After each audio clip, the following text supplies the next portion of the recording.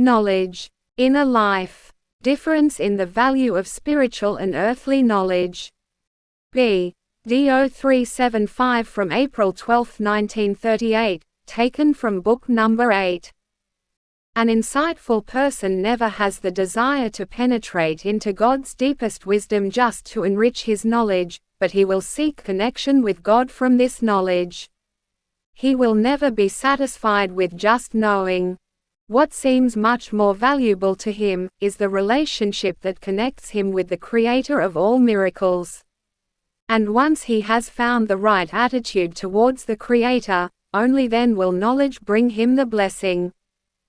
Because what use is all this knowledge of things to man at the end of his days if he has not made use of the value of knowledge in the time on earth? And yet humans demand again and again to enrich their knowledge. This is also a gift that the Lord Himself gives to him on earth.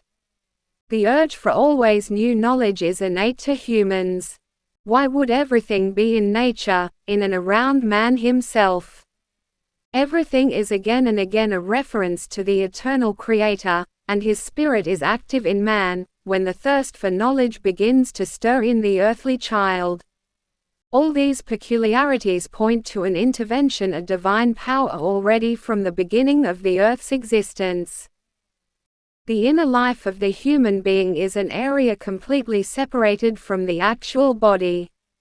No violence from outside, no foreign will can have a determining influence on it, if the human will itself does not accept such influences.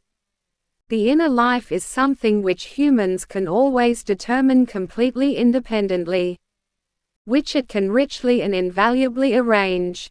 He can also let it lie fallow or locks it up so stubbornly, that no beam of light can find its way in.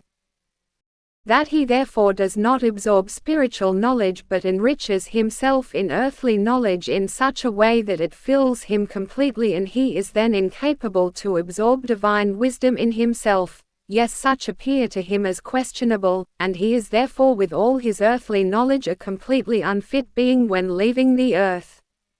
If man is wise in heart, he will not overload himself with earthly knowledge, because this is useless for him. But if he lets the spiritual activity, the urge for spiritual truths, blossom in him, he will act immensely wisely, and the wealth of his soul will increase in imperishable goods.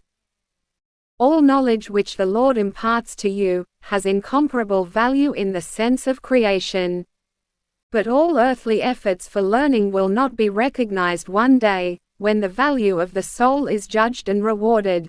For the wise of the world will be ignorant, and all earthly striving will earn them no reward, but will stand above them, who will always receive the gift of God, the divine wisdom, with thanksgiving, for they will be blessed by the Lord. Amen.